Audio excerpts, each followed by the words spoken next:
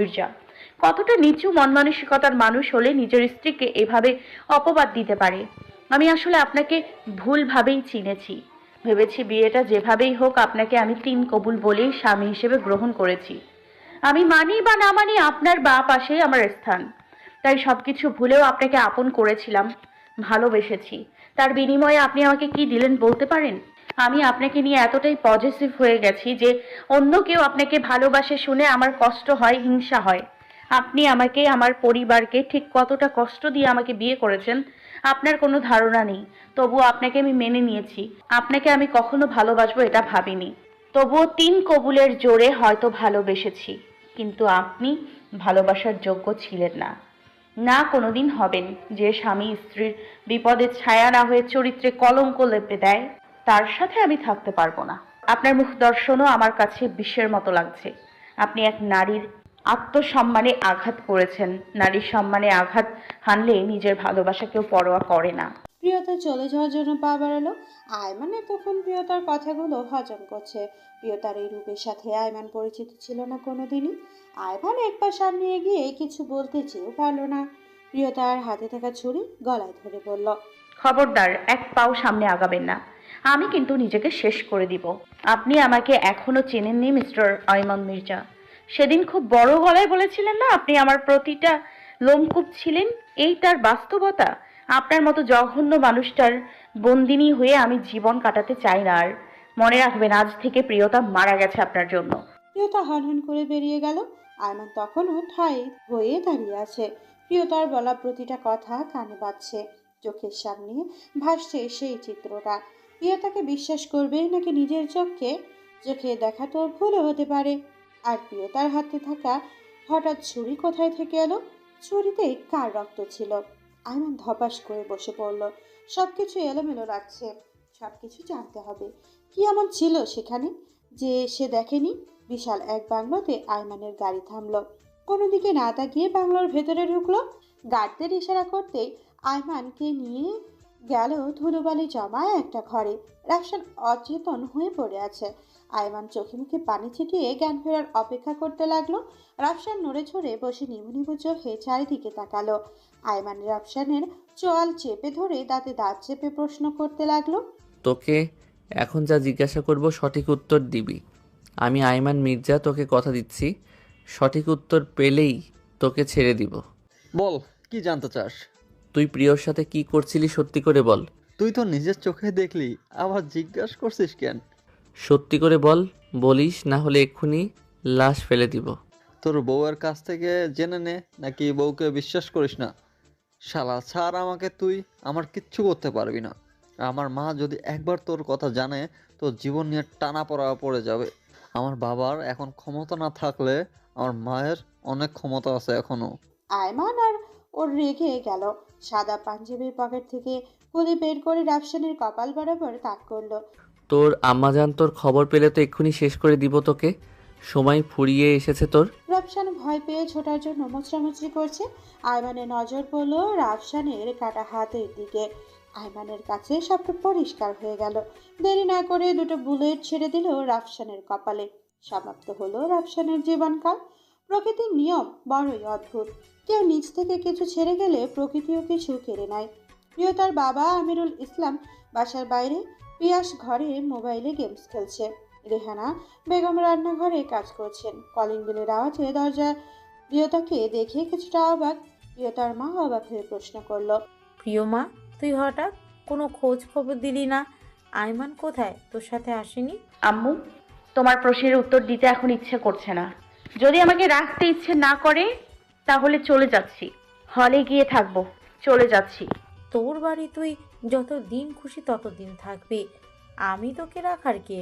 প্রিয়তা হনহন করে নিজের ঘরে চলে গেলেন। ধপাস করে দরজা বন্ধ করে বিছানায় শুয়ে পড়ল। রেহানা বেগম তাকিয়ে রইল সেই দিকে। মেয়ে কিছু না বললেও বেশ বুঝতে পারছে বড় কিছুই হয়েছে। তার মেয়ে ভালো নেই। চোখের কোণে অজান্তেই পানি জমে গেল। আয়মান এলোমেলো হয়ে বাসায় ফিরল। নিজের ঘরে গিয়ে চারপাশ পরখ করতে বুকে হাহাকার সৃষ্টি হলো। প্রিয়তার শূন্যতা খুব করে কষ্ট দিচ্ছে তাকে। মরুভূমি তৃষ্ণার্ত প্রতীকের মতো প্রিয়তার তৃষা এসে ভিড় করেছে আয়মানের হৃদয় গহীনে। আহমান ড্রয়ার থেকে দুটো ঘুমের ঔষধ বের করে খেয়ে নিল। বিছানায় ছেড়ে দিল নিস্তেজ শরীরটা। চোখের সামনে ভাসছে প্রিয়তার স্মৃতিগুলো। কষ্টে দ্রুত হয়ে এসেছে। মনে হচ্ছে যুগ যুগ ধরে দেখেনি প্রিয়তার মায়ের মুখশ্রী। স্মৃতিগুলো নিত্যদিনের সঙ্গী হলো আয়মানের। খুব করে ইচ্ছে করে প্রিয়তার আলিঙ্গনে জড়াতে। আস্তে আস্তে ঘুম এসে ভিড় করলো আয়মানের রক্তিম নয়নে। স্বপ্নরানীর স্বপ্নে বিচরণ করছে। প্রিয়তা বারান্দায় দাঁড়িয়ে ব্যস্ত শহরটা দেখছে। সবাই ছুটছে নিজ নিজ কাজে। নিঃস্বার্থে কেউ বা সন্ধ্যার পাখির মতো নিরে ফিরতে ব্যস্ত। প্রিয়তার বাবা মা কাউকে কিছু বলেনি এখনো। কি করেই বা বলবে? নিজের স্বামীর দেওয়া এত বড় কলঙ্কের কথা বলতে গেলেই তো লজ্জায় মরে যাবে। আমিরুল ইসলাম কিছু জিজ্ঞাসা করেননি, আর শুধু মেয়েকে সাহস জুগিয়েছে। আয়মানের গাড়ি থামলো প্রিয়তাদের গেটে। প্রিয়তা বারান্দা ছেড়ে মায়ের কাছে এলো। আম্মু, আমি ঘরে যাচ্ছি। আমাকে কেউ ডাকলে বলবে আমি এখন কারোর সাথে কথা বলতে চাই না। রেহানা বেগম অবাক চোখে মেয়ের দিকে তাকিয়ে রইল। কিছু না বুঝে হ্যাঁ সম্মতি দিল। প্রিয়তা ঘরের দরজা বন্ধ করে দিল। রেহানা বেগমের সবটা পরিষ্কার হলো যখন আয়মান বাসায় ঢুকলো। আয়মান চৌকাঠে পা রাখতেই চোখ পড়ল কেউ একজন তার দিকে অগ্নিদৃষ্টি নিক্ষেপ করছে। আয়মান নতজানু হয়ে শ্বশুরকে সালাম দিল। আমিরুল ইসলাম রাগে থরথর করে কাঁপছে। হুঙ্কার ছাড়লো কণ্ঠে বলল, কেন এসেছো তুমি এখানে? আমার মেয়েকে জোর করে আবার তুলে নিয়ে যেতে? অবশ্য তোমার মতো ছেলেদের থেকে এগুলো আশা করাই যায়। ইচ্ছা হবে তুলে নিয়ে যাবে, ইচ্ছা হবে ছুঁড়ে ফেলে দিবে। কেন আমার মেয়ে কি তোমার কাছে খেলনা পুতুল মনে হয়? চলে যাও এক্ষুনি এখান থেকে। আর কখনো তোমার ছায়া যেন আমার মেয়ের উপরে না পড়ে। রেহানা বেগম স্বামীকে শান্ত করার চেষ্টা করছে, কিন্তু আমিরুল ইসলাম 8 মাসের জমে থাকা ক্ষোভ আজ একসাথে প্রকাশ পাচ্ছে। আমিরুল ইসলাম হাঁপাচ্ছে, তবুও রাগ কমছে না। প্রিয়তা, আমাদের কিছু না বললেও আমার মেয়েকে আমি খুব ভালো করেই চিনি। তার আত্মসম্মানে নিশ্চয় তুমি আঘাত করেছো, নাহলে আমার মেয়ে কখনো ও বাড়ি থেকে এভাবে চলে আসতো না। বলো, কি করেছো তার সামনে? কি এমন অত্যাচার করেছো আমার মেয়েকে, যার জন্য সে তোমাকে ছেড়ে আসতে বাধ্য হয়েছে? বাবা, আপনি একটু শান্ত হন। প্রিয়কে এখানে ডাকেন, সবটা ওর সামনেই বলি। আমি ওকে জোর করে নিয়ে যেতে আসিনি, ওর কাছে ক্ষমা চেয়ে ওকে ফিরিয়ে নিয়ে যেতে এসেছি। প্লিজ বাবা, একবার প্রিয়কে এখানে ডাকুন। তুমি আমার মেয়েকে চিনোনি এখনো। একটা গল্প বলি শোনো। প্রিয়তাকে 6-এ একটা ভালো স্কুলে ভর্তি করিয়েছিলাম। ছোটোবেলা থেকেই প্রিয়তার স্বপ্ন ছিল সেই স্কুলে পড়ার। একদিন ক্লাস টেস্টে প্রিয়তাকে কপি করার মিথ্যা অভিযোগে দেওয়া হয়। প্রিয়তা সেই থেকে স্কুলে যাওয়া বন্ধ করে দেয়। আমি স্কুলের স্যাররা হাজারো চেষ্টা করে তাকে হার নিতে পারিনি। পরে অন্য একটা স্কুলে ভর্তি করিয়েছি। আমার মেয়ে নিজের আত্মসম্মানের জন্য নিজের শখের স্কুল ছেড়ে দিয়েছে। তুমি কি করে ভাবছো প্রিয়তা তোমার সাথে ফিরে যাবে? তুমি এখানে আসতে পারো, পারলে আমার মেয়েকে মুক্তি দাও। প্রিয়তা কখনো দুঃখ ও কষ্টের সাথে পরিচিত নয়, আর আমি কখনো চাই না ও তা হোক। তোমার কারণে যদি আমার মেয়ের কোনো কষ্ট পায়, তাহলে এক বাবার ক্ষমতা তুমি দেখবে। আমিরুল ইসলাম হনহন করে ঘরে চলে গেলেন। রেহানা বেগম চলে যাওয়ার জন্য পা বাড়ালো। আয়মানের ডাকে পেছনে ফিরে তাকালো। মা, প্রিয়তা কেমন আছে? ভালো। তুমি আর কখনো এসো না বাবা। আমার মেয়ে তোমার সাথে দেখা করবে না বলেই ঘরের দরজা বন্ধ করে আছে। আমি চাই না আমার মেয়ে তোমার কারণে অস্বস্তি হোক। রেহানা বেগম কিছু বলতে পারলো না। চোখের কোণে জল জমতে শুরু করলো। আঁচল মুখে গুজে চলে গেলেন। আয়মান তখনও ঠায় দাঁড়িয়ে আছে। একটা সময় এই বাড়িতে কত দাম্ভিকতা দেখিয়েছে, নিজের ভালোবাসাকে জোর করে ছিনিয়ে নিয়েছে, কিন্তু আজ বড় অসহায় লাগছে। আজ কেন পারছে না প্রিয়তাকে জোর করে নিয়ে যেতে, শ্বশুরের চোখে চোখ রেখে কথা বলতে? পায়ের নিচের মাটিগুলো যেন সরে যাচ্ছে। চলে যাওয়ার জন্য পা বাড়ালো আয়মান। হঠাৎ একটা হাত আয়মানকে শক্ত করে ধরলো। আয়মান হকচকিয়ে পেছনে তাকালো। এভাবে চলে যাচ্ছেন কেন? যার জন্য এই বাড়িতে এসেছি সেই নিজেকে আমার কাছে গোপন রেখেছে, থেকে আর কি করব বলো? আপনি, আম্মু, আব্বু কেউ আপনাকে ভালো করে না চিনলেও আমি আপনাকে ভালো করে চিনি ভাইয়া। আপনি কখনোই খারাপ না। তবু আম্মু, আব্বু, আপু আপনাকে কতটা খারাপ ভাবে, যেদিন সত্যিটা জানবে সেদিন আফসোস করবে। আমার জীবনটাই বিপরীত কর্মে আবর্তন করে পিয়াস। মানুষ নিজের বাহিরে হাজারো খারাপ হলে নিজের স্ত্রীর কাছে ভালো থাকে, শ্রেষ্ঠ স্বামী হয়। আর স্বামীর বেলায় দেখো, তার উল্টোটা হলো। আসি এখন, ভালো থেকো, তোমার আপির প্রতি খেয়াল রেখো। রাত পেরিয়ে চলেছে। রাতের বেলা কষ্টগুলো দ্বিগুণ আকার ধারণ করে মানুষকে বানিয়ে দেয় নিশাচর প্রাণী। আয়মান ছাদের একপাশে দাঁড়িয়ে আকাশপানে নিকোটিনের ধোঁয়া ওড়াচ্ছে। ধোঁয়াগুলো কিছু দূর গেলেই শূন্যে মিলিয়ে যায়। এর কষ্টগুলো যদি এইভাবে শূন্য মিলিয়ে যেত, তাহলে শহর জুড়ে হাজারো জীবন্ত লাশ ঘুরে বেড়াতো না। আয়মানের আকাশের দিকে তাকিয়ে আছে। আজ আকাশটা অনেক বেশি আপন মনে হচ্ছে। প্রিয়তা কোনো এক জায়গায় এই আকাশের নিচেই তো আছে। কারো পায়ের শব্দ শুনে আয়মান পেছনে তাকালো। আরিয়া দাঁড়িয়ে আছে। সিগারেটটা ফেলে দিয়ে আরিয়ার দিকে ঘুরে দাঁড়ালো। কিছু বলবি পুতুল? বৌমনির সাথে কি এমন করেছিস যে বৌমনি চলে গেছে? দা ভাই, ছোটবেলা থেকেই আমি একা একা বড় হয়েছি, তোকে ছাড়া কাউকে পাইনি খেলার সাথী হিসেবে। বড় হতে হতে তুই ব্যস্ত হয়ে পড়লি, তোকে কাছে তেমন পেতাম না। আগের মতো পুতুল খেলার পুতুল বলে ডাকতি না। কিছু বান্ধবী হলেও তবুও একা একা ফিল হতো। এত সুন্দর রাজপ্রাসাদে আমি একা থাকতে পারতাম না, একাকিত্ব আঁকড়ে ধরতো। যখন থেকে বৌমনি এসেছে আমার একা লাগতো না। তোর সাথে বৌমনির সম্পর্ক যেমনই থাকুক, আমাকে নিজের বোনের মতোই জানতো। তুই শেষ পর্যন্ত কি করলি মেয়েটাকে? তাড়িয়ে দিলি কেন দাদা ভাই? কেন? তুই আমার জন্য হলেও বৌমনিকে রেখে দিতি। ও চলে গেল, তুইও যেতে দিলি। আমার বোনের মতো বৌমনিকে তুই কেড়ে নিয়েছিস। আমি আবার একা হয়ে গেছি দা ভাই। তুই আসলে একটা স্বার্থপর দা ভাই, নিজেকে ছাড়া কিছুই বুঝিস না। বাবা মা থাকলে এমনটা হতো না। আমার মাকে খুব মনে পড়ছে। মা কেন আমাকে ছেড়ে চলে গেল? আমি কি জীবনে কাউকে আপন করে পাবো না? আরিয়ার দুই নয়ন অশ্রুসিক্ত। টুকটুক করে বদন বেয়ে নিচে পড়ছে। ধূপধাপ পা ফেলে চলে গেল। আয়মানের কষ্টের মাত্রা দ্বিগুণ বেড়ে গেল। বুক ফেটে চৌচির হয়ে যাচ্ছে। চোখগুলো লাল হয়ে আছে। ধপাস করে বসে পড়লো। নিজের চুলগুলো খামচে ধরে মৃদু আর্তনাদ করছে। দম বন্ধ হয়ে আসছে। হঠাৎ এক গগনবিদারী চিৎকার করে উঠল। কেন আমার সাথে এমনটা হয়? সব বিচ্ছেদ কেন আমার ভাগ্যে লেখা? আমি আর পারছি না। আমিও তো রক্তে মাংসে গড়া মানুষ, আমারও তো কষ্ট হয়। কেন সবাই আমাকে ছেড়ে চলে যায়? কেউ বেঁচে থেকেও নেই, কেউ বা নিজের ভালোবাসার জন্য আমাকে একা করে অজানায় পাড়ি জমিয়েছে। অন্য কারো করা পাপের শাস্তি আমি কেন পাচ্ছি? আস্তে আস্তে গলা জড়িয়ে আসলো। চুপ করে তাকিয়ে রইল চিলেকোঠার শূন্য দরজার দিকে। বুকের ভেতর তুলপার। নিজের রক্তের সম্পর্কের বোনটা পর্যন্ত বুঝলো না। 17 বছর আগের বিচ্ছেদের কথা তুই জানলে হয়তো আজ তুই তোর দাভাইয়ের পক্ষে কথা বলতি। আমি স্বার্থপর নই রে পুতুল। এই নিষ্ঠুর সমাজ আমাকে স্বার্থপরের খোলসে আবদ্ধ করেছে। তোর থেকে আমি বেশি একাকিত্ব অনুভব করেছি। হাজারবার মৃত্যু কামনা করে হাজারবার তওবা করেছি, শুধুমাত্র তোর জন্য, তোর ছায়া হতে। আমার তো ছায়া হয়ে কেউ ছিল না। ছাদের কোণে রাখা ইটের কণা গুলো আঁকড়ে ধরে কষ্ট নিবারণের চেষ্টা করছে। জীবনে জমে থাকা কষ্টগুলো নতুন রূপে ফিরে এসেছে। কষ্টের সজীবতা আইমানকে নির্জীব করে দিচ্ছে। বারবার ভেঙে দিতে চাইছে আইমান নামক মানবের অস্তিত্বকে। হাত থেকে অনবরত রক্ত ঝরছে তার। কোনো হেলদোল নেই আইমানের। মনের যন্ত্রণার কাছে এটা সূক্ষ্ম যন্ত্রণা। হঠাৎ আকাশ ছেয়ে গেল কালো কাদম্বিনী। আকাশ জুড়ে তাদের ভিড় আর দেখা যাচ্ছে না। চাঁদ খুব করে লুকোচুরি খেলছে। ঝুম বৃষ্টি শহর জুড়ে। শহর জুড়ে সজীবতা ফিরতে ব্যস্ত প্রকৃতি। খুব করে ধুয়ে মুছে দিতে চায় আয়মানের কষ্টগুলো। আয়মান হাঁটুতে মুখ গুজে বসে আছে ছাদে।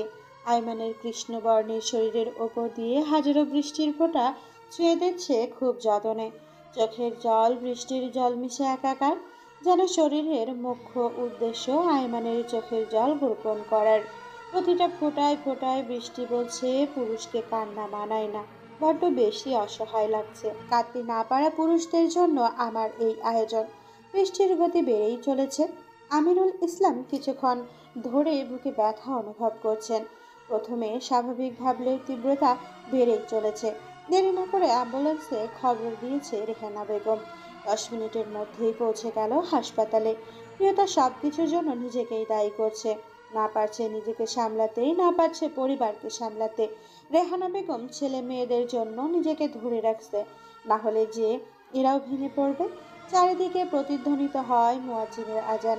পাখিদের কলরব যেন স্রষ্টাকে স্মরণ করার জামায়াতে আহ্বান। এই কলরব সুদূর ইয়াসরিব থেকে আসা বেলালের কণ্ঠের ধ্বনি। নিজের জীবন সংশয়ে পড়ে যখন নবী ছেড়ে এসেছিলেন নিজের মাতৃভূমি, খুঁজেছিলেন এক নিরাপদ আশ্রয়, পেয়েছিলেন এখানেই যার সন্ধান। সেই আশ্রয় যেন আজ হয়েছে পাখিদের বাসস্থান। আকাশে লালাভ ফুটে উঠেছে। আকাশ কিছুটা পরিষ্কার, বৃষ্টির রেশ কেটে গেলেও শহর পানিতে ভরপুর। আমিরুল ইসলামের বুকের ব্যথাটা ছিল সুসৃষ্ট অ্যানজাইনা। আবেগীয় বিষণ্ণতার কারণে সাধারণত এই ধরনের অ্যানজাইনা হয়ে থাকে। ডক্টর আমিরুল ইসলামকে বাড়ি নিয়ে যেতে বলেছেন। এখন কোনো ভয় না থাকলেও চিন্তামুক্ত থাকতে বলেছেন। প্রিয়তা রেহানা বেগম পিয়াস আমিরুল ইসলামকে বাড়ি নিয়ে আসেন।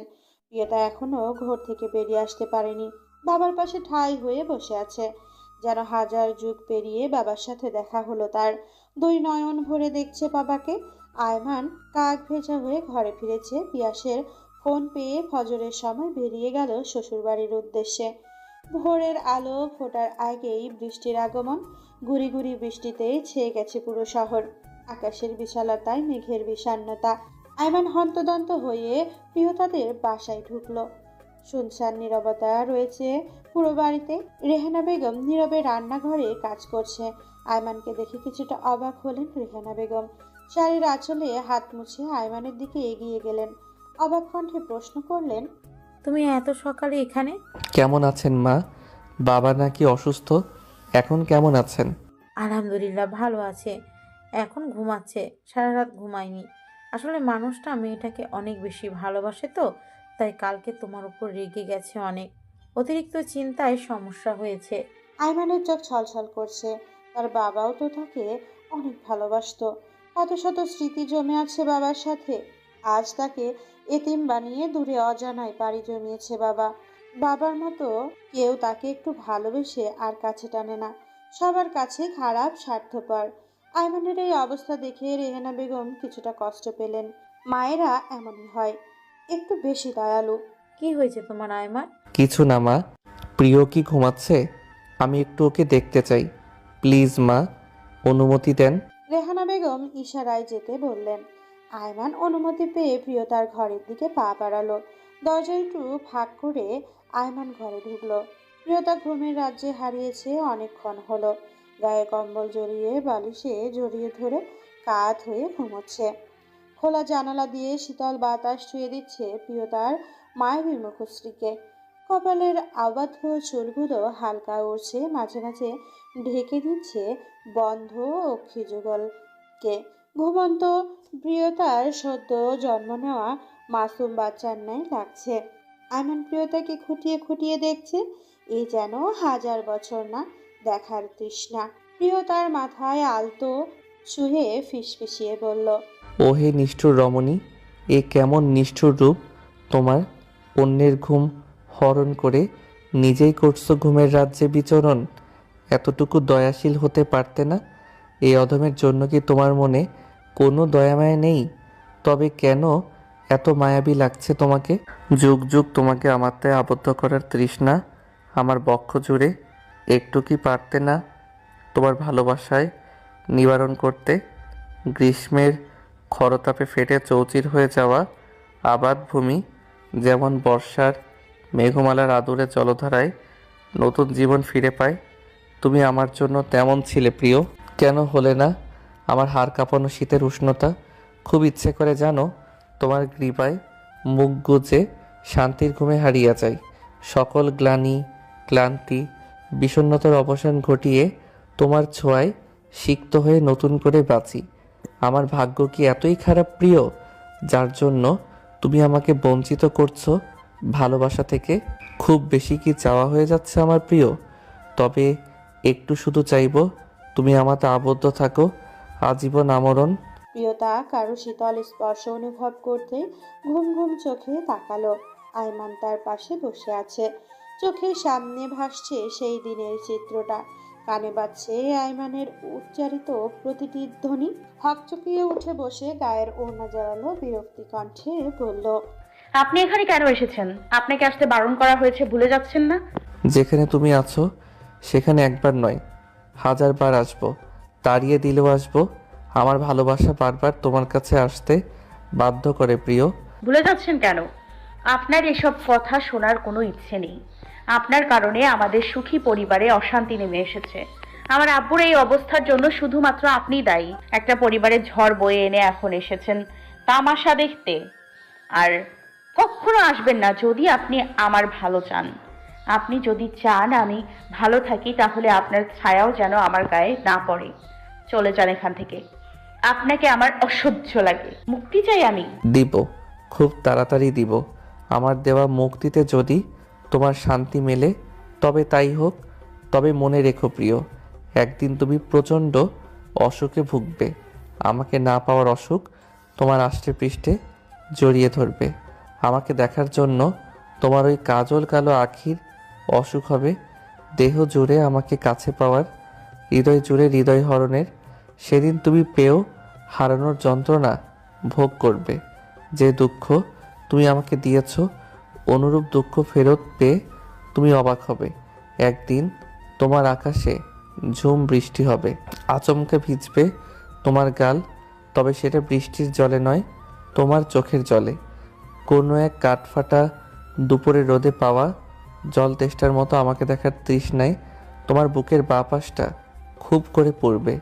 কোনো এক সকালে ভেজা চুল নিয়ে তোয়ালে হাতে নিয়ে দাঁড়িয়ে থাকবে। আমি চুল মুছে দেওয়ার অপেক্ষায়। শাড়ির ভাঁজ এলোমেলো থাকবে, কিন্তু গুছিয়ে দেওয়ার জন্য আমি আর থাকবো না। বেড সাইড ড্রয়ারে জ্বরের ওষুধ ঠিকই থাকবে, কিন্তু রাতে কেউ যত্ন করে খাইয়ে দিবে না। হঠাৎ হঠাৎ মাঝরাতে ঘুম ভেঙে যাবে। আমার বুকের বাঁ পাশে মাথা রাখার জন্য তোমার হাতটা আমায় খুঁজবে, কিন্তু সেখানে কেবল আমার শূন্যতাই পড়ে আছে। খাবার খেতে গিয়ে তোমার হেঁচকি উঠলে হয়তো ভাববে তোমায় আমি স্মরণ করছি, কিন্তু সেই দিন আমি তোমায় ভুল যাব ভাববো না তোমার কথা। প্রতি ক্ষণে ক্ষণে আমার অপেক্ষা তোমার চোখের জল নামাবে, কিন্তু অপেক্ষার প্রহর শেষ হবে না। তবু বলবো ভালো থেকো। আইমান দাঁড়ালো না, এক প্রকার দৌড়ে বেরিয়ে গেল। প্রিয়তার ঘোরের মধ্যে থেকে বের হতে পারেনি, এক দৃষ্টিতে তাকিয়ে আছে আইমানের যাওয়ার প্রাণে। প্রিয়তার ভেতরটা খাকা ঘুরছে, চোখের সামনে ঝাপসা লাগলেও চোখের জল আটকে গেছে। বুকের বাম পাশে ছিনছিনে ব্যথায় অতিষ্ঠ হচ্ছে শরীরটা। আইমান চোখের জল মুছে ড্রয়িং রুমে দাঁড়িয়ে পড়ল। রান্নাঘরের দিকে এগিয়ে গিয়ে রেহনা বেগমের পাশে সালাম করলো। মা, আপনাদের অনেক কষ্ট দিয়েছি, পারলে আমাকে মাফ করে দিবেন। জানি অনেক অন্যায় করেছি, তবুও বাবাকে বলবেন নিজের ছেলে ভেবে হলেও আমাকে যেন ক্ষমা করে দেন। ভালো থাকবেন, আসি এখন।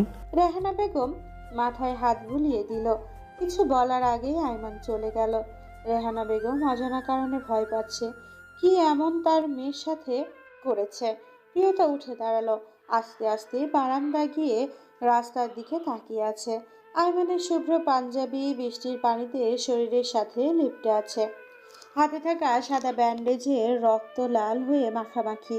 প্রিয়তার ভেতরটা ধুপ করে উঠল। না পারছি কিছু বলতেই, না পারছে আয়মানের এই অবস্থা দেখতে। আয়মান ড্রাইভারকে পাঠিয়ে দিয়ে নিজে গাড়ি নিয়ে চলে গেল। ঝড় বৃষ্টি ক্রমশই বাড়ছে, চারিদিকে অন্ধকারে ছেয়ে গেছে। থেকে থেকে বজ্রপাতের কড়া আলোতে আলোকিত হচ্ছে শহর। হঠাৎ বজ্রপাতে বিকট আওয়াজে প্রিয়তা কানে হাত দিয়ে চিৎকার করে উঠল, কিন্তু আয়মানের কান পর্যন্ত প্রিয়তার কণ্ঠস্বর পৌঁছালো না। গাড়ি ততক্ষণে ছুটে গেল অনেক দূরে। দৌড়জনায় পাড়ি জমাতে আয়মান ছুটছে। সব মায়া ভালোবাসা বন্ধন ছিন্ন করে চলে যাচ্ছে অনেক দূর, যেখান থেকে প্রিয়তার ওপর আয়মানের ছায়া কোনোদিনও পড়বে না। প্রিয়তার মাথা ভারী হয়ে আসছে, চোখের সামনে অন্ধকার দেখছে সব, কানে কোনো শব্দই পৌঁছাচ্ছে না। প্রিয়তা বারান্দার ফ্লোরে লুটিয়ে পড়ল, বৃষ্টিতে ভিজে একাকার পুরো শরীর। গন্তব্যহীন আয়মান আনমনে গাড়ি চালাচ্ছে। মনের মাঝে বয়ে যাচ্ছে কাল বৈশাখীর ঝড়। অতীতের স্মৃতি বিজড়িত রাস্তায় আয়মানের গাড়ি চলছে। একসময় বাবার সাথে প্রায় আসতো এই রাস্তায়। কত খুনসুটি মাখা ছিল বাবা ছেলের মুহূর্তগুলো। রাস্তায় দুপাশে ঘন জঙ্গল, ঝড়ের তীব্র বাতাসে নুয়ে পড়েছে রাস্তায়। জনমানবহীন রাস্তায় আয়মানের গাড়িকে পেছন থেকে একটা কালো গাড়ি অনেকক্ষণ যাবৎ ফলো করছে। আয়মান সেদিকে পাত্তা দিল না, ফুল স্পিডে গাড়ি চালাচ্ছে। হঠাৎ সামনে একজন মহিলাকে দেখতে পেল। ততক্ষণে গাড়ি কন্ট্রোল হারিয়ে ফেলেছে। আয়মানের গাড়ি এক সাইড করতে ভেঙে পড়া গাছের সাথে ধাক্কা খেল। হঠাৎ উল্টে গেল সাদা গাড়িটা। আয়মান ছিটকে পড়ল দূরে। সাদা পাঞ্জাবি রক্তে রঞ্জিত হয়ে উঠল। বৃষ্টির পানিতে ধুয়ে মুছে যাচ্ছে আয়মানের রক্ত। রক্তের ধারা সৃষ্টি হয়েছে জঙ্গলময়। চোখের সামনে ভাসছে প্রিয়তার মায়াবী মুখশ্রী, হাজারো স্মৃতি। বুকের মধ্যে প্রিয়তার সাথে হাজারো বছর বাঁচার আক্ষেপ। ছটফট করতে লাগলো আয়মান। মৃত্যুর আগে শেষ পর্যন্ত যদি তার প্রিয়তম স্ত্রীর কোলে মাথা রেখে শেষ নিঃশ্বাস ত্যাগ করতে পারত, পৃথিবীর শেষ দেখা যদি হতো প্রিয়তার বদনখানি আষ্টে ফিষ্টে জড়িয়ে ধরে শুনতো হৃদয় হরণের হৃদয়ের হাহাকার। আয়মান উঠে দাঁড়াতে চাইল, কিন্তু পারল না। শেষ নিঃশ্বাস প্রিয়তার কোলে মাথা রেখেই ত্যাগ করবে। প্রিয়তা একবার বলতেই হবে, এই দেখো তোমার কথা রেখেছি প্রিয়, আমি চলে যাচ্ছি বহুদূর, যেখান থেকে তোমার ওপরে আমার কোনো ছায়াও পড়বে না। তুমি খুব ভালো থাকবে, তাই না প্রিয়? তখন কি প্রিয়তার কাজল কালো আঁখিতে জলধারা নামবে? যেভাবেই হোক প্রিয়তার কাছে পৌঁছাতে হবে। আয়মানের সমস্ত শরীর থেকে অনবরত রক্ত ঝরছে, তবুও উঠে দাঁড়ালো। পথ চলার শক্তি নেই এক পা। সামনে এগিয়ে দিতেই পড়ে গেল মাটিতে। চোখের সামনে সব ঝাপসা লাগছে, মাথা ভারী হয়ে উঠেছে। ধীরে ধীরে শরীর ভারী হয়ে আসতো, সমস্ত শক্তি ফুরিয়ে গেল। পড়ে রইল নিস্তেজ নিথর দেহ খানি। প্রিয়তার জ্ঞান ফিরতেই নিজেকে ঘরে আবিষ্কার করলো পিয়াস দাঁড়িয়ে আছে, চোখগুলো ভেজা। প্রিয়তা হকচকিয়ে উঠে বসলো। ভাই কি হয়েছে তোর? কাঁদছিস কেন? তুমি ঠিক আছো তো? কি হয়েছে সত্যি করে বলতো, মিথ্যা কিছু বলবি না কিন্তু। অজানা ভয়ে চুপসে গেল প্রিয়তা। চোখ থেকে অবাধ্য নোনা জল পড়ছে। পিয়াস হু করে কেঁদে উঠল। আপি, ভাইয়া হাসপাতালে অ্যাক্সিডেন্ট হয়েছে। ভাইয়ার অবস্থা খুব খারাপ আপি, অনেকক্ষণ হলো এখনো জ্ঞান ফিরেনি আপি। প্রিয়তার অজানা ভয়েই সত্যি হলো। কানে বাজছে আয়মানের কথাগুলো। তার বলা কথাগুলো আয়মান এভাবে সত্যি করতে উঠে পড়ে লাগবে, প্রিয়তা ভাবতে পারেনি। কানে হাত দিয়ে গগনবিদারী চিৎকার করে উঠল। তব দেখিয়ে কিছুক্ষণ চুপ করে রইল। পিয়াস প্রিয়তাকে ধরে ড্রয়িং রুমে আনলো। রেহানা বেগম গালে হাত দিয়ে বসে আছে। তার ধারণা প্রিয়তার সাথে ঝগড়া করে নিজের ইচ্ছায় অ্যাক্সিডেন্ট ঘটিয়েছে আয়মান। কিছুক্ষণ আগে হাসপাতাল থেকে এসেছেন। খবর পেয়ে ছুটে গেলেন হাসপাতালে। প্রিয়তাকে দেখে উঠে দাঁড়ালেন। প্রিয়তা মায়ের বুকে ঝাঁপিয়ে পড়ে কাঁদতে লাগলো। রেহানা বেগম মেয়ের মাথায় হাত বুলিয়ে দিতে থাকলো। নীরবে তিনিও চোখের জল ফেলছেন। মেয়ের এমন কষ্টের মুহূর্তগুলো সাক্ষী কোনো মাই ঠিক থাকে না। প্রায় 40 মিনিট পর হাসপাতালে পৌঁছালো প্রিয়তারা। আরিয়া, অনু, ইরা সহ গার্ডসরা হাসপাতালে আছেন। আয়মানের অ্যাক্সিডেন্টের কথা যতটা সম্ভব গোপন রাখা হয়েছে। আরিয়া প্রিয়তাকে জড়িয়ে ধরে কেঁদে উঠল। বৌমনি, দাভাইয়ের কি হয়েছে? তোমার সাথে তো শেষবার কথা হয়েছে দাভাইয়ের। তুমি কি বলেছো দাভাইকে, যে কারণে দাভাইয়ের এই অবস্থা? বলো না বৌমনি, কি বলেছো তুমি? প্রিয়তা পাথরের মতো দাঁড়িয়ে আছে। আরিয়ার কথায় কোনো উত্তর তার কাছে নেই। আরিয়া কাছে আর একের পর এক প্রশ্ন করছে। প্রিয়তা আরিয়াকে নিয়ে বসলো। মুখ দিয়ে একটা কথাও বের হয়নি প্রিয়তার। চোখে পানি টলমল করছে, বুক ফেটে চৌচির হয়ে যাচ্ছে। অনেকক্ষণ পর ডাক্তার বাইরে আসলো। আরিয়া দৌড়ে গেল ডাক্তারের কাছে। ডাক্তার জানালো আল্লাহর অশেষ রহমতে গুরুতর কিছু হয়নি, তবে ডান হাতের আঘাত পেয়েছে। মাথায় এবং শরীরের কিছু জায়গায় কেটে গেছে। আয়মানকে কেবিনে নেওয়া হলো। প্রিয়তা দেরি না করে আয়মানের কাছে ছুটে গেল। আয়মানের পাশে বসে এক দৃষ্টিতে পরখ করলো আয়মানের আঘাতপূর্ণ দেহটাকে, কতটা নিথর হয়ে পড়ে আছে। চোখের জল গড়িয়ে পড়লো আয়মানের। ঠোঁটের ওপরে আয়মান আস্তে আস্তে চোখ খুলতে চেষ্টা করলো। প্রিয়তা উঠে দাঁড়ালো ধীর পায়ে, বাহিরে চলে গেল। আয়মান চোখ খুলে ধোঁয়াশার মাঝে প্রিয়তাকে দেখলো। সূর্যের আলোতে মিলিয়ে যাওয়া কুয়াশার মতো প্রিয়তাও মিলিয়ে গেল। চোখের ঝাপসা যত কাটছে প্রিয়তা অদৃশ্য হচ্ছে। একই তবে অলিক মৃগের মতো প্রিয়তাকে দেখছে সে, নাকি সত্যি প্রিয়তা এসেছে? হঠাৎ খেয়াল করলো ঠোঁটে নোনা জলে ভেজা। আয়মান হাজার যন্ত্রণার ভেতরেও একটুখানি স্বস্তি পেল। প্রিয়তার আগমনে আয়মান উঠে বসতে চাইলো, কিন্তু মাথায় প্রচন্ড ব্যথায় উফ করে উঠল। প্রায় 5 ঘন্টা পর আয়মানের জ্ঞান ফিরল। নার্স এসে বলল, আপনাদের মধ্যে প্রিয়কে জ্ঞান ফেরার পর থেকেই প্রিয় প্রিয় করছে। প্রিয়তা হকচকিয়ে উঠল। আরিয়া প্রিয়তাকে যাওয়ার জন্য ইশারা করলো। প্রিয়তা ধীর পায়ে আয়মানের কাছে গেল। আয়মান নিভু নিভু চোখে উপরের দিকে তাকিয়ে আছে। প্রিয়তা পাশে এসে দাঁড়িয়ে রইল। আয়মান প্রিয়তার দিকে না তাকিয়ে বসতে বলল। প্রিয়তা বসলো। দুজনের মধ্যে পিনপতন নীরবতা। অনেক পরে প্রিয়তা নীরবতা কাটিয়ে বলল, অ্যাক্সিডেন্টটা কিভাবে হয়েছে? ইচ্ছে করে এসব করেনি তো? আয়মান আচমকা অট্ট হেসে প্রিয়তার দিকে তাকালো। প্রিয়তা তবদা খেয়ে আয়মানের দিকে তাকালো। তুমি জিজ্ঞাসা করছো এটা? তুমি তো তাই চেয়েছিলে, কিন্তু আফসোস সেটা হয়নি। একজন মহিলাকে বাঁচাতে গিয়ে এমনটা হয়েছে। প্রিয়তা আয়মানের এহেন আচরণে হতবাক। তারপরে নিজেকে সামলে বলল, আমি কখন বললাম আপনার ক্ষতি চেয়েছি? মিথ্যা দোষারোপ আর কত করবেন আমাকে? তবে জীবন্ত লাশ হয়ে বেঁচে থাকতে বলছো? প্রিয়তা কিছু বলল না। আবারও নীরবতা। দুজনের মাঝে হাজারো কথা বলার থাকলেও জড়তা কাটিয়ে বলতে পারছে না কেউ। প্রিয়তা আয়মানের দিকে তাকিয়ে বলল, আজকে রাতে আমি থেকে যাব। যদি বলতে সারা জীবন আপনার কাছে থেকে যাব, তাহলে নিঃসন্দেহে রেখে দিতাম আমাতে আবদ্ধ করে, কিন্তু এখানে রাখতে পারবো না। বাসায় চলে যাও। প্রিয়তা অন্যমনস্ক হয়ে বসে আছে। আয়মান আবার বলল, তুমি বারান্দায় গিয়ে অজ্ঞান হয়েছিলে কেন? জানি না, হঠাৎ করেই। আয়মান নিশ্চিন্ত হয়ে প্রিয়তার দিকে তাকিয়ে রইল। প্রিয়তাও উঠে দাঁড়ালো। আয়মান উদাস কণ্ঠে বলল, চলে যাচ্ছ? আপনি তো বললেন চলে যেতে। ক্ষণিকের জন্য মায়া বাড়াতে থেকে যেও না। এই মায়া বড্ড বেশি কষ্ট দেয়। গভীর রাত। আয়মানের ঘুম ভেঙে শরীরে কারো কমল স্পর্শ অনুভব করলো। পাশ ফিরতেই দেখলো প্রিয়তা গুটিসুটি মেরে শুয়ে আছে। একটু নড়াচড়া করলেই পড়ে যাবে। মুহূর্তে ভুলে গেল তাদের দূরত্বের কথা। বাম হাত দিয়ে শক্ত করে আঁকড়ে ধরলো। ঘুমন্ত প্রিয়ার ললাটে চুম্বন এঁকে দিয়ে চুলগুলো ফু দিয়ে মুখের থেকে সরিয়ে দিল। মুচকি হেসে এক দৃষ্টিতে তাকিয়ে রইল প্রিয়তার দিকে। প্রিয়তা ঘুমের ঘোরে আয়মানকে আরো কাছে টেনে নিয়ে টি শার্ট খামচে ধরলো। নির্দ্বিধায় আয়মান প্রিয়তার চুলে মুখ গুজে চোখ বন্ধ করে নিজের সাথে মিশিয়ে নিল। পৃথিবীর সব পারফিউম হার মানবে প্রিয়তার চুলের গন্ধের কাছে। প্রতিটা নিঃশ্বাসে নেশা মনে হচ্ছে। এভাবে কাছে আসার কি দরকার ছিল সুইটহার্ট? তোমার স্পর্শ আমাকে সব ভুলিয়ে তোমার কাছে যেতে বাধ্য করে। হাতে না মেরে ভাতে, ও সরি, রোমান্সের অভাবে মারতে চাও মনে হয়। এত দুষ্ট বুদ্ধি কই থেকে আসে তোমার মাথায়? এই অসুস্থ অবস্থায় এভাবে কাছে এসে যন্ত্রণা দিচ্ছ। উফ, ফিলিংস চেপে রাখা যাচ্ছে না।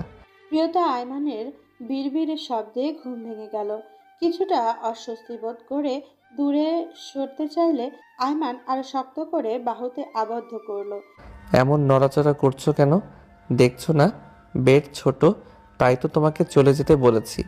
কিন্তু তুমি থেকে গেলে। শুধু তো থেকে গেলে না, অসুস্থ অবস্থায় এখন আমাকে সিডিউস করার চেষ্টা করছো। আমি আবার এসব কখন করলাম? যত সব আজে বাজে কথা। এখনো আমার টি শার্ট কীভাবে খামচে ধরে আছো? এসবের মানে কি আমি বুঝি না? আমাকে কষ্ট দেওয়ার জন্য এসব ফোন দিয়ে এঁটেছো তুমি, তাই না? আপনি না সকালে অ্যাক্সিডেন্ট করেছেন, এখন এত কথা কিভাবে বলছেন? আমি যদি মানসিকভাবে ভেঙে না পড়তাম তাহলে আমার কিছুই হতো না। আর এসব কাটা ছেঁড়া, হাত ভাঙা, পা ভাঙা, এগুলোতে আমি অভ্যস্ত। এসব আমার ছোটবেলা থেকেই হয়ে এসেছে। প্রিয়তা চুপ করে রইল। আয়মান প্রিয়তা চুপ করে থাকা দেখে শীতল কণ্ঠে জটিলতা ছাড়া প্রশ্ন করলো, থেকে গেলে কেন? দায়িত্ব নাকি ভালোবাসায়? প্রিয়তা অপ্রত্যাশিত প্রশ্নে চমকে উঠল। প্রশ্নটা বড্ড বেশি কঠিন মনে হচ্ছে। আয়মানের দিকে তাকিয়ে রইল যেন চোখে সব উত্তর দেবে। প্রশ্নটা কি বেশি কঠিন করে ফেললাম? উত্তরটা আমিই দেই তাহলে। তুমি দায়িত্ব পালনের জন্য থেকে গেলে, এটাও ঠিক না। আর ভালোবাসা, সেটা তো কখনোই তোমার ছিল না। তুমি যেটাকে ভালোবাসা বলো, আমি বলি সেটা মোহ। দোআশা, আচ্ছন্ন টানটা যা বেশি দিন স্থায়ী হয় না, এই সাময়িক টানে আজ আমার কাছে থেকে গেলে কালকে কেটে গেলে চলে যাবে। তুমি যদি আমাকে ভালোবাসতে, আমাকে স্বামী হিসেবে মন থেকে গ্রহণ করতে, হয়তো আমাকে ক্ষমা করে আমার কাছে ফিরে আসতে। তুমি চলে যাওয়ার পর থেকে আমার প্রতিটা সেকেন্ডকে শতাব্দী মনে হয়েছে। চাইলে এখনও তোমাকে আমার কাছে বন্দি করে রেখে দিতে পারি, কিন্তু মনটা খুব করে চায় আমার এই তৃষ্ণার্ত বক্ষে তুমি নিজ থেকে ফিরে আসো। জানো, খুব করে চাই আমার বুকে মাথা রেখে আমার নামে আমার কাছে নালিশ করো। তোমার চোখে মুখে আমাকে পাওয়ার তৃপ্ততা দেখতে চাই প্রিয়। যদি না পারো নিজ থেকে আমাকে আপন করে আমার কাছে ছুটে আসতে, তবে জোর করব না। দীর্ঘশ্বাসে 1000 বছর অপেক্ষা করব তোমার জন্য। আচ্ছা প্রিয়, নিজেকে কখনো প্রশ্ন করেছো তুমি স্ত্রী কতটুকু দায়িত্ব পালন করেছো? বিয়ের প্রথম দিন থেকে আজ পর্যন্ত কখনো আমার খোঁজ নিয়েছো? কখনো বারান্দায় একা দাঁড়িয়ে থাকতে দেখে পাশে দাঁড়িয়ে বলেছো আপনার মন খারাপ কেন? মন খারাপের কারণ শুনতে চেয়েছিলে? যার বুক নিজের বালিশ বানিয়ে নিশ্চিন্তে ঘুমিয়েছ, কখনো সকালবেলা জিজ্ঞাসা করেছিলে রাতে সেই মানুষটা ঘুমিয়েছে কিনা? আমিও চাইলে 1000টা অভিযোগ করতে পারি, কিন্তু কখনোই করিনি। তোমার সব অবহেলা আমি আপন করে নিয়েছি, তোমার সব উদাসীনতা আমি মানিয়ে নিয়েছি, কারণ এসব জোর করে হয় না। কষ্ট হলেও কখনো প্রকাশ করিনি, কারণ তোমাকে আমার করে রাখতে চাই। বিয়েটা জোর করে হয়েছে বলে আমি সব কিছু থেকে বঞ্চিত। তোমার কাছে এখন আমি খারাপ হলেও যেদিন আমাকে ভালোবেসে স্মরণ করবে, আমার কথা চোখ বন্ধ করে ভাববে, সেদিন মনে হবে তোমার জন্য আমার চেয়ে পারফেক্ট কেউ ছিল না, আমার চেয়ে বেটার অপশন থাকতে পারে না। আর কিছু বলবেন? না। দুজনের মধ্যে পিনপতন নীরবতা, বুকের মধ্যে সাগরের তোলপাড় ঢেউ। হৃদয়ে হাজারো শব্দ বললেও প্রকাশের ইচ্ছে নেই। পরের দিন ঘড়ির কাঁটার টিকটিক শব্দে সেকেন্ড, মিনিট, ঘন্টা কেটে গেল। আয়মান বাসায় চলে আসছে। ডান হাতটা এখনো ভালোভাবে নাড়াতে পারে না। কুসুম এবং আরিয়া আয়মানের দেখাশোনা করছে। প্রিয়তার সকালবেলা কোনো কথা না বলেই চলে গেল। আয়মান বাকশূন্য হয়ে প্রিয়তার দিকে তাকিয়ে রইল। প্রিয়তা পেছনে ফিরে তাকালে হয়তো দেখতো কেউ একজন তীব্র আক্ষেপ নিয়ে বসে আছে। হৃদয় উজাড় করে বলতে ইচ্ছে করে থেকে যাও, কিন্তু নিষ্ঠুর প্রিয়া তো শুনল না হৃদয়ের ক্রন্দন। কেটে গেল 1 মাস। শরতে নীল আকাশে সাদা মেঘের ভেলা ভেসে বেড়াচ্ছে। স্নিগ্ধতার ভরে গেল প্রকৃতি। প্রিয়তার আজ পরীক্ষা শেষ হলো। আয়মানের সাথে সেই দিনের পর থেকে কখনো দেখা কিংবা কথা হয়নি। আয়মানও আর নিজ থেকে যায়নি প্রিয়তার কাছে। যে যার মতো ব্যস্ত। আয়মান ইদানিং বহু ঝামেলার সম্মুখীন হচ্ছে, তবে সেটা রাজনৈতিক কোনো দল নয়, অন্য কোনো শত্রুর আগমনে। আয়মানের এলাকায় যথেষ্ট নিরাপদ। আয়মান বাইরে কোথাও গেলে ঝুঁকি থাকে। প্রিয়তা ভার্সিটি থেকে বের হয়ে আনমনে হাঁটছে। মনটা কেমন কুল গাইছে। হাঁটতে হাঁটতে অনেক দূরে চলে এসেছে। গাড়ির শব্দে ধ্যান ভেঙে পাশে তাকালো। আচমকা জ্ঞান হারিয়ে লুটিয়ে পড়লো মাটিতে। ঐশ্বরিক আনন্দ পেয়ে প্রিয়তাকে গাড়িতে উঠিয়ে নিল। গাড়ি চলতে শুরু করলো। দুপুর গড়িয়ে বিকেল, বিকেল গড়িয়ে সন্ধ্যা। আকাশ জুড়ে লালাভূ ধীরে ধীরে মুছে যাচ্ছে। রেহানা বেগম প্রিয়তাকে কল করেই যাচ্ছে। প্রিয়তার ফোন দুপুর থেকেই বন্ধ। আমিনুল ইসলাম চিন্তিত চেহারায় ঘরময় পায়চারি করছেন। আয়মানকে ফোন করেই চলেছে। অনেকক্ষণ পর আয়মান ফোন ধরলো। আসসালামু আলাইকুম বাবা, হঠাৎ ফোন করলেন কেন? কোনো সমস্যা? এই ছেলে আমার মেয়ে কোথায়? কোথায় আটকে রেখেছো তাকে? আর কত সব ভরূপ দেখাবে তোমার? আয়মান যেন আকাশ থেকে পড়লো। প্রিয়তার সাথে গত 1 মাস দেখা হয়নি। আয়মানের ভেতরটা ভয়ে চুপসে গেল। প্রিয়জনকে হারানোর ভয়। কি হলো, কথা বলছো না কেন? বাবা, প্রিয়তা কোথায় আমি সত্যিই জানি না। ওর সাথে গত 1 মাস দেখা হয়নি আমার। তোমার কথা কেন বিশ্বাস করব বলো? আমার মেয়ের কিছু হলে তোমাকে দেখে নেব কিন্তু। বিশ্বাস না করলে কিছু করার নেই আমার। এখন রাখছি, কথা দিলাম আপনার মেয়েকে অক্ষত অবস্থায় আপনার কাছে ফিরিয়ে দিব। প্রিয়তা কি সত্যি তাকে ছেড়ে বহু দূরে চলে গেছে নাকি ওর কোনো বিপদ হয়েছে? যদি চলে যায় তাহলে ফিরাবে কিভাবে? না না, প্রিয়তা বাবা মাকে ছেড়ে কোথাও যাবে না, তার সাথে অন্য কিছু হয়েছে। আয়মানের বারবার গলা শুকিয়ে কাঠ হয়ে যাচ্ছে। ইতিমধ্যে আয়মানের লোকজন অনেক জায়গায় প্রিয়তাকে খুঁজছে। পুরনো সব শত্রুদের জিজ্ঞাসা করেও কোনো লাভ হয়নি। কোথাও নেই প্রিয়তা। রাত বেড়েই চলেছে। আয়মানের ভেতরটা দুমড়ে মুচড়ে শেষ হয়ে যাচ্ছে। হঠাৎ ফোনটা বেজে উঠল। আয়মান রিসিভ করে। কানে ধরতেই কেউ তৃপ্ততার সুরে বলল, সাবেক চেয়ারম্যান আমজাদ মির্জার একমাত্র ছেলে, বর্তমান এমপি মিস্টার আইমান মির্জা। আপনি কি খুব কষ্টে আছেন? অবশ্যই থাকবেন, কেন থাকবেন না? আপনার জীবনের অন্ধকার হয়ে আমি এসে গেছি। আপনার প্রিয়তম স্ত্রীকে আমি কিডন্যাপ করে নিয়ে এসেছি। বেচারি খুব কষ্টে আছে। আয়মান কথাগুলো পাত্তা না দিয়ে লোকেশন জানতে ব্যস্ত। এই মুহূর্তে প্রিয়তাকে উদ্ধার করাই একমাত্র লক্ষ্য। এসব কথা শুনে বসে থাকতে প্রিয়তা আরো কষ্ট পাবে। মহিলাটি আবার বলে উঠল, আইমান মির্জা, আপনি কি ভয়ে অজ্ঞান হয়ে গেছেন? আমি তো জানতাম আপনি অনেক সাহসী। আয়মান মুচকি হেসে মোবাইলটা কেটে দিল। একে একে সবগুলো গাড়ি ফুল স্পিডে চলতে লাগলো। কিছুক্ষণের মধ্যে পৌঁছে গেল বিলাসবহুল বাড়ির সামনে। সমস্ত গার্ড বাড়িটা চারিদিক থেকে ঘিরে রেখেছে। আয়মান একাই ভিতরে ঢুকলো। পুরো বাড়ি তন্ন তন্ন করে খুঁজেও কাউকে পাওয়া গেল না। আয়মানের মোবাইল আবার বেজে উঠল। আইমান মির্জা, তুমি যে এমন কিছু করবে তা আমি খুব ভালো করেই জানতাম। তাই তো তুমি আসার আগেই আমি ওখান থেকে সরে এসেছি। এখন আমাকে খুঁজে কোনো লাভ হবে না তোমার। সময় হলেই নিজেই তোমার কাছে ধরা দিব। আপনি কে বলছেন? কি চান আপনি? আমার স্ত্রীকে ছেড়ে দিন, বিনিময়ে যা চাইবেন তাই পাবেন। বলেন কি চাই আপনার? মহিলাটি পৈশাচিক হেসে উঠল। ফোন কেটে দিয়ে নাম্বারটা বন্ধ করে দিল। আয়মান হাঁটু গেড়ে বসে পড়ল। নিজের খুব ব্যর্থ মনে হচ্ছে। রাগ অভিমান করে প্রিয়তার ওপর খেয়াল রাখেনি, অথচ শত্রুপক্ষ ঠিকই আয়মানের দুর্বলতা ভেবে প্রিয়তাকে তুলে নিয়ে গেছে। রাত 12টা। ঘুমন্ত নগরীতে নির্ঘুম রাত কাটাচ্ছে আয়মান। অচেনা অচেনা বাড়িতে বসে আছে। যদি কোনো প্রমাণ পাওয়া যায়। রেহানা বেগম অজ্ঞান হয়ে পড়ে আছেন মেয়ের জন্য। আমিরুল ইসলাম আর পিয়াস রেহানা বেগমের পাশে বসে আছে। আরিয়া কুসুম বাড়িতে আছে। অন্য কোনো বিপদ যাতে না হয় তাই বাড়িতে কড়া সিকিউরিটির ব্যবস্থা করা হয়েছে। কিছুক্ষণ পরে আয়মানের ফোনে মেসেজ আসলো। আয়মান একাই বেরিয়ে গেল প্রিয়তার উদ্দেশ্যে। প্রায় 2 ঘন্টা পর পৌঁছালো শহরের বাইরে একটি পুরনো বাড়িতে। শুনশান নীরবতায় বাড়িটিকে ভয়ানক লাগছে। আয়মান চারিদিকে চোখ বুলিয়ে ভেতরে হাঁটতে লাগলো। ভেতরে আসতেই সারি সারি ঘর।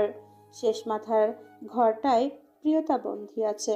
আয়মান হন্তদন্ত পায়ে সেই ঘরের দিকে এগোতে থাকলো। বিশাল বড় হল রুমের মতো ঘরে বসে আছে এক মহিলা। পরনে সিল্কের পাতলা শাড়ি, চুলগুলো ঘাড় অব্দি, গায়ের রং ফর্সা, মুখে মেকআপের রেশ। বেশ বিলাসবহুল ভাবেই বসে আছে। আয়মান ঘরে ঢুকে চারিদিকে দেখলো কয়েকজন চেলাপেলা দাঁড়িয়ে আছে।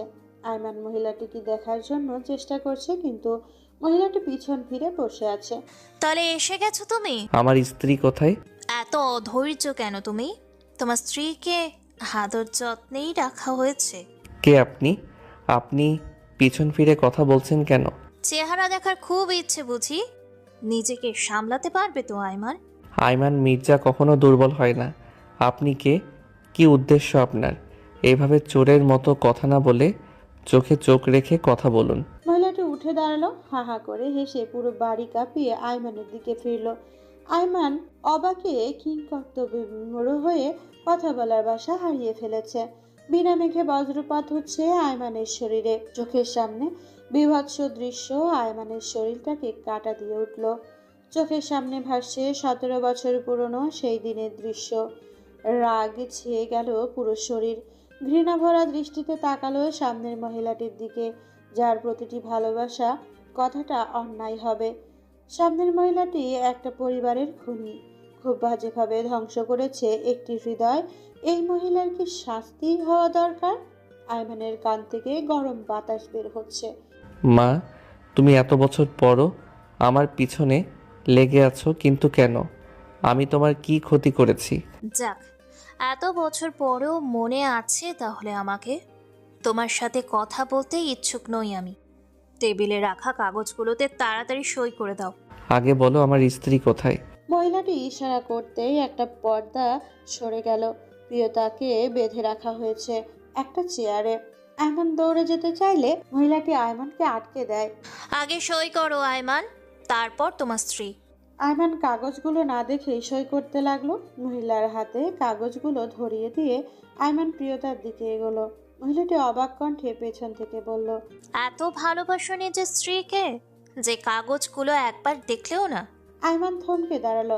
পেছন ফিরে মুচকি হেসে বুকের বাঁ পাশে হাত রেখে সহজ কণ্ঠে বলল, তুমি যদি আমার হৃৎপিণ্ডটাও প্রিয়র মুক্তিপণ হিসেবে চাইতে, আমি এইটুকু দেরি করতাম না।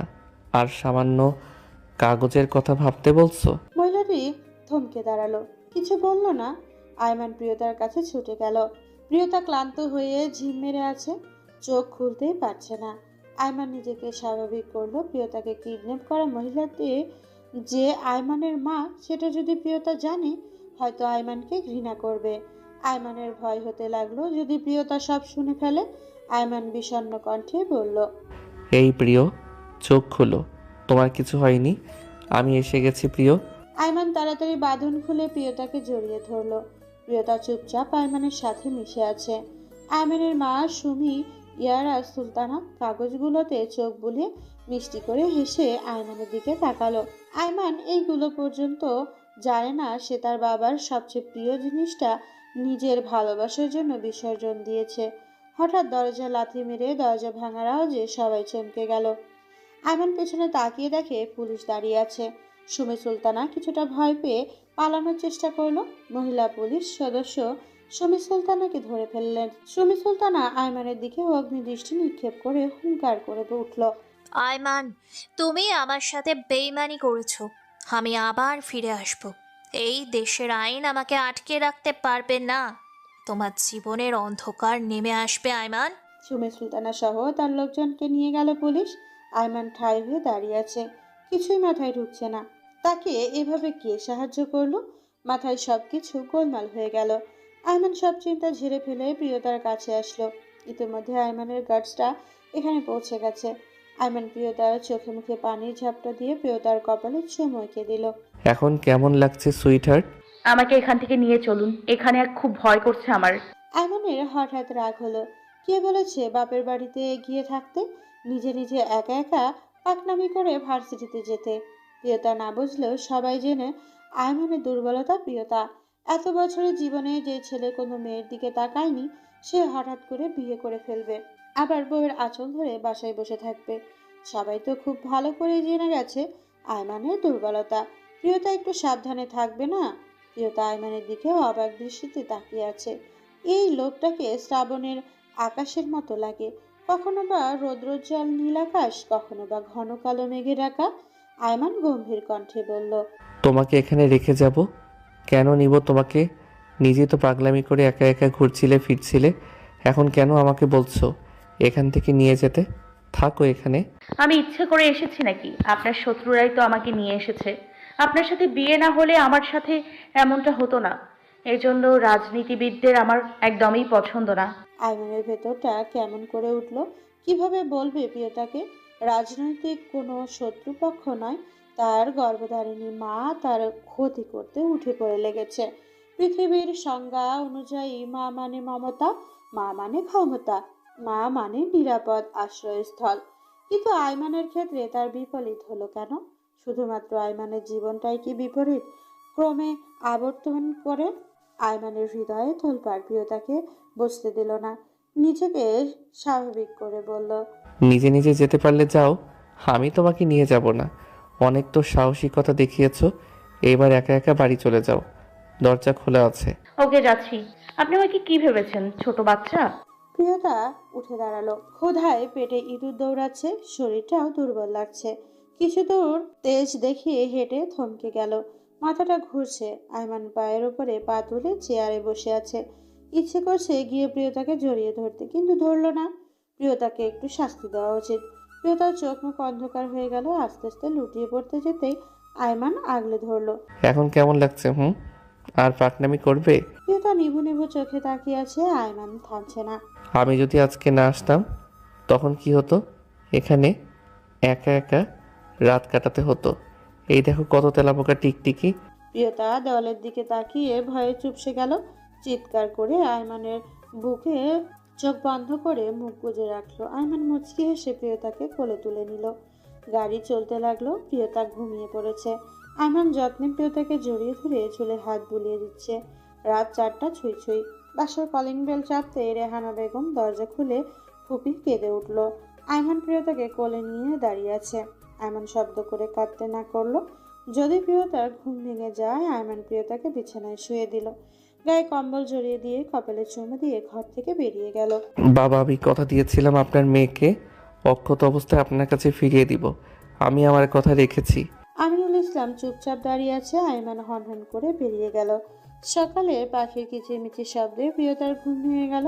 নিজেকে নিজের বাড়িতে আবিষ্কার করে মনের ভেতরে শূন্যতা অনুভব করলো। আয়মান তাকে নিজের বাড়িতে না নিয়ে গিয়ে এখানে নিয়ে আসলো। তবে কি আয়মান তাকে আর ভালোবাসে না? যে মানুষটা তার ছাড়া থাকতেই পারতো না, সেই মানুষটা আজ নিজের ইচ্ছায় প্রিয়তাকে দূরে ঠেলে দিল। তবে কি আয়মান প্রিয়তার চোখের ভাষা বোঝে না? প্রিয়তা তো কালকে রাতে খুব করে চেয়েছিল ওই বাড়িতে যেতে, কিন্তু আয়মান কি করলো এটা? প্রিয়তার চোখে কোণে পানি জমে গেল। 2 দিন পর প্রিয়তা অচেতন হয়ে পড়ে আছে। আয়মান পাশে বসে প্রিয়তাকে পরখ করছে। রাগে হাত মুঠো বন্ধ করে চেয়ারে আঘাত করছে। কত বড় সাহস প্রিয়তার! এক্ষুনি ইচ্ছে করছে খুন করে দিতে। তোমার জন্য আমার সহজ সরল রূপ না, ভিলেন রূপটাই বেস্ট। বলেছিলাম নিজের ইচ্ছায় আসতে, তা না করে আমার থেকে মুক্তির ফোন দিয়ে এঁটেছ। বের করছি তোমার মুক্তি। আয়মানের কণ্ঠে দৃঢ়তা থাকলেও মনে ভয়ের উদয় হয়েছে।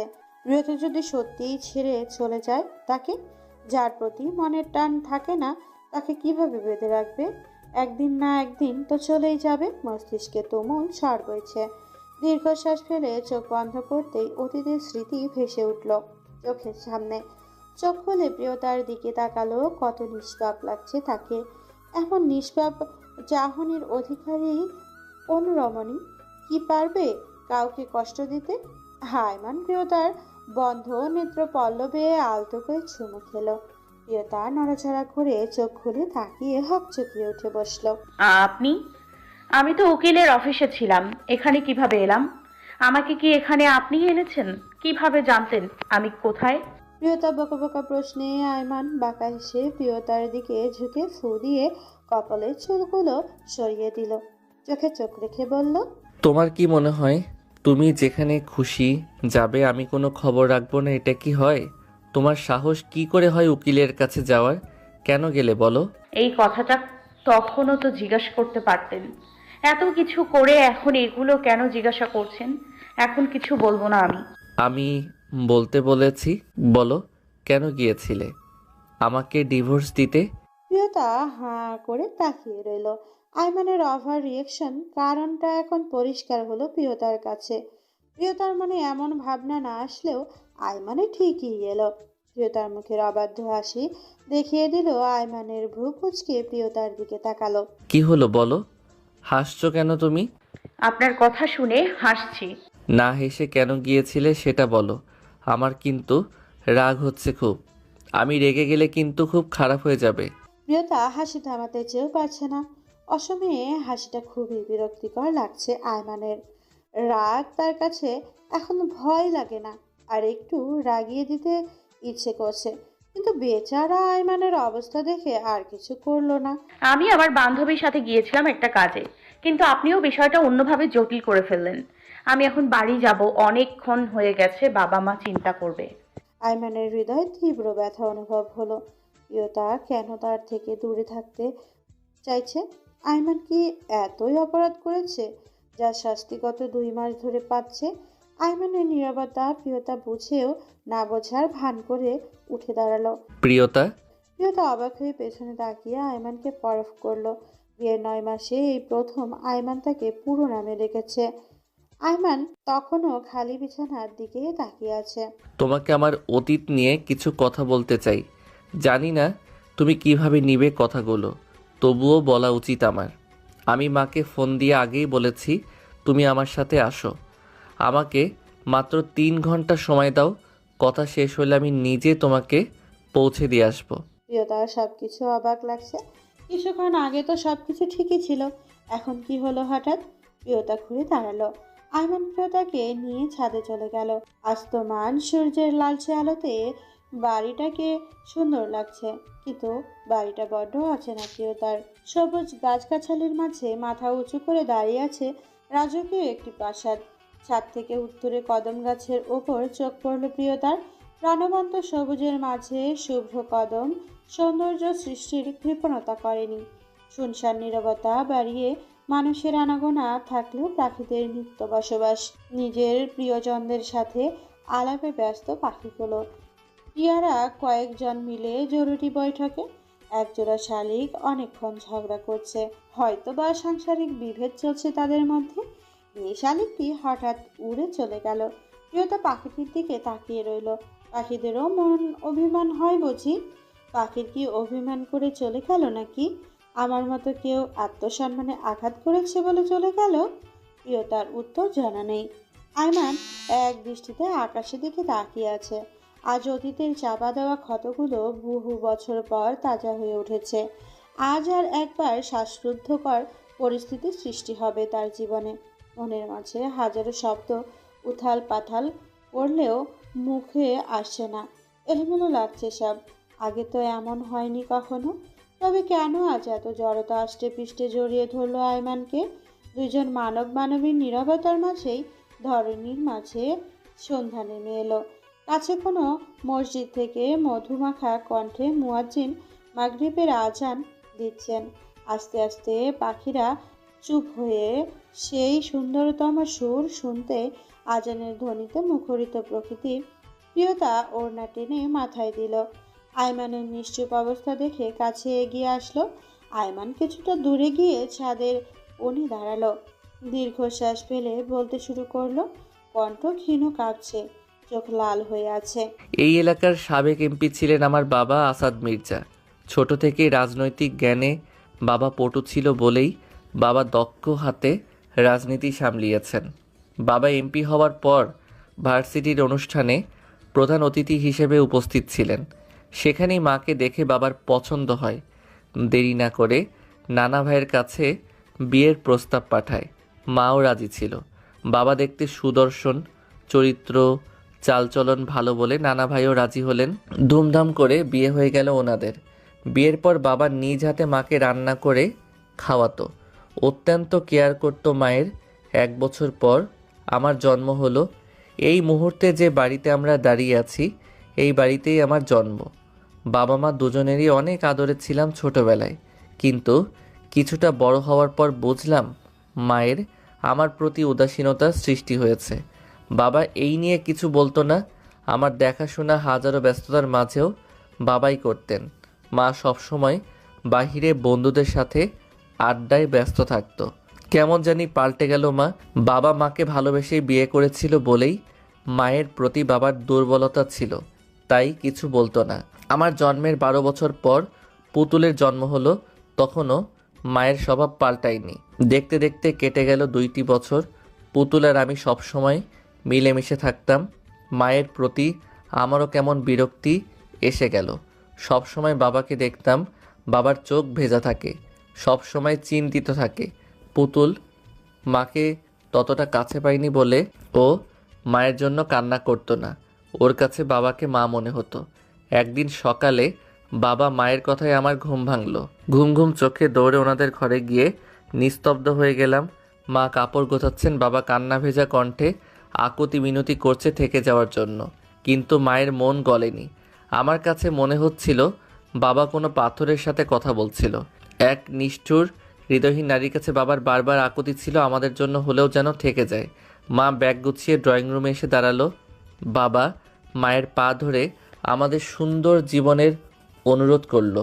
আমি তখনও ঘোরের মধ্যে ছিলাম, বাবাকে কখনো কারো কাছে মাথা নত করতে দেখিনি। আজ সেই বাবা এক নারীর পায়ে পড়ে আছে। চিরকাল শুনে এসেছি বাবারা সন্তানদের ছেড়ে গেলেও মা কখনো ছেড়ে যায় না, কিন্তু আমার ক্ষেত্রে তার বিপরীত হলো। বাবার চোখের জল দেখে আমিও কেঁদে দিলাম, কিন্তু মাকে থেকে যাওয়ার জন্য একবারও অনুরোধ করিনি। যে মানুষটা তার জন্য পৃথিবী উথাল পাতাল করতে দ্বিধাবোধ করতো না, হাজার ব্যস্ততার মাঝেও যার জন্য অফুরন্ত সময় থাকে, যে মানুষটা হারানোর ভয়ে সবসময় চুপচাপ সব মেনে নিতে পারে, সেই মানুষটাকে যে ছেড়ে যেতে পারে তাকে আমি বা কি অনুরোধ করব। সেদিন মা চলে গেল। বাবা বাকশূন্য হয়ে ঘরের এক কোণায় পড়ে থাকতো।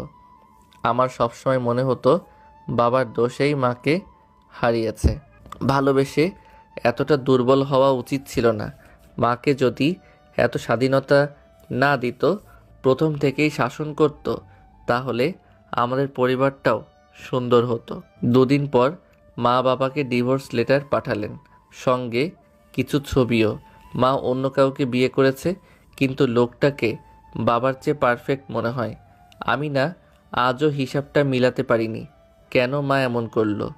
একটা হয় টাকার জন্য, না হয় ভালোবাসার জন্য ছেড়ে যায়, কিন্তু বাবার দুইটাই ছিল। তবুও কেন এইভাবে ছেড়ে গেল? আজ ঝাপসা লাগছে সব। বাবার অবস্থা দিন দিন খারাপ হতে লাগলো। পুতুল এতদিন মায়ের জন্য না কাঁদলেও মা চলে যাওয়ার পর সব সময় কান্না করত। বাবা আমাকে আর পুতুলকে জড়িয়ে ধরে নিঃশব্দে চোখের জল ফেলতেন। মা চলে যাওয়ার এক সপ্তাহ কেটে গেল।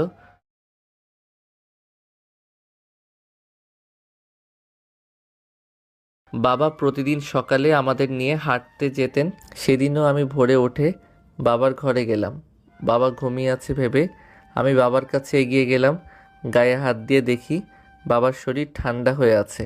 আমি তখন এত কিছু বুঝতাম না, ভেবেছি হয়তো ফ্যানের বাতাসে ঠান্ডা হয়ে গেছে। আমি ফ্যানটা বন্ধ করে আবারও বাবার কাছে গিয়ে বসলাম। অনেকক্ষণ হয়ে গেল, কিন্তু বাবা উঠল না। আমি উপায় না পেয়ে বাসায় চালকদের ডাকলাম। তার মধ্যে রহিম চাচা ছিল আমাদের খুব কাছের। উনি বাবার শরীর হাত দিয়ে কেঁদে ফেলল। আমি হাঁ করে দাঁড়িয়ে আছি, আমারও ভিতরটা হঠাৎ কেঁপে উঠল। রহিম চাচা আমার কাছে দৌড়ে এসে বুকের মধ্যে চেপে ধরে কাঁদতে কাঁদতে বলল, বাবা নেই। আমি কানে কথাগুলো বাজতে লাগলো। কান দিয়ে গরম ধোঁয়া বের হচ্ছে, মনে হচ্ছে শরীরের সমস্ত শক্তি হারিয়ে গেছে। আমার চোখের জল শুকিয়ে গেছে। শুধু হাঁ করে বাবার দিকে তাকিয়ে রইলাম। বাবা নেই এই কথাটা মিথ্যা মনে হচ্ছে। শুধু মনে হচ্ছে বাবা কিছুক্ষণ পরে উঠে আমাদের দুই ভাই বোনকে নিয়ে হাঁটতে বের হবে। মায়ের অভাব বুঝতে দেয়নি যে বাবা চলে গেলে কাকে নিয়ে থাকবো। এই পৃথিবীতে আমাদের আপন বলে কেউ থাকলো না। বাবার সাথে কাটানো মুহূর্তগুলো চোখের সামনে ভাসছে। আমি হঠাৎ কানে হাত দিয়ে চিৎকার করে উঠলাম, বাবা বাবা বলে চিৎকার করে উঠলাম। ঝাপটে পড়লাম বাবার বুকে, কিন্তু বাবা আমার কান্না শুনে উঠল না। এক নিষ্ঠুর হৃদয়হীন নারীর কারণে অভিমান করে চলে গেছে দূর অজানায়। বাবার দাফন সম্পন্ন করে বাসায় এসে পুতুলকে জড়িয়ে ধরে হাউমাউ করে কেঁদে উঠলাম। পুতুল শুধু বারবার বাবাকে খুঁজছে আর জিজ্ঞাসা করছে, দা ভাই বাসায় এত মানুষ কেন? অন্য সময় বাসায় অনেক মানুষ থাকলে তো বাবা থাকলেন, আজ বাবা কোথায় দা ভাই বলো না। হয়তো সেদিন ছোট্ট পুতুলের মনেও তুমুল ঝড় বইছিল, কিন্তু সেটা প্রকাশ করতে পারিনি। একা একা কাটতে লাগলো আমাদের সময়। বাবার শত্রুর অভাব ছিল না। সবার ধারণা ছিল আমি বড় হয়ে বাবার মতোই হব, তাই নানাভাবে আমাদের ক্ষতি করার চেষ্টা করত। এমনকি বাবার ব্যবসা সম্পত্তির প্রতিও লোভ ছিল পরক। বাবার সবসময় ছায়া হয়ে থাকা কাছের মানুষগুলোও গিরগিটির মতো বদলাতে লাগলো। প্রিয়তা চুপচাপ আয়মানের কথাগুলো শুনছে। আজ তার আয়মানকে অন্যরকম মনে হচ্ছে। নিঃস্ব, অসহায়, দুঃখ কষ্টে জর্জরিত এক জীবন আয়মানের। কতটা সংগ্রামী জীবন আয়মানের। এতটা কষ্ট নিয়ে মানুষ বেঁচে থাকতে পারে তা আয়মানকে না দেখলে হয়তো জানতো না। অথচ এই মানুষটার ওপরে হিংস্রতায় মোড়ানো। দেখলে মনে হয় মন বলে কিছু নেই, নেই কোনো মায়া মমতা।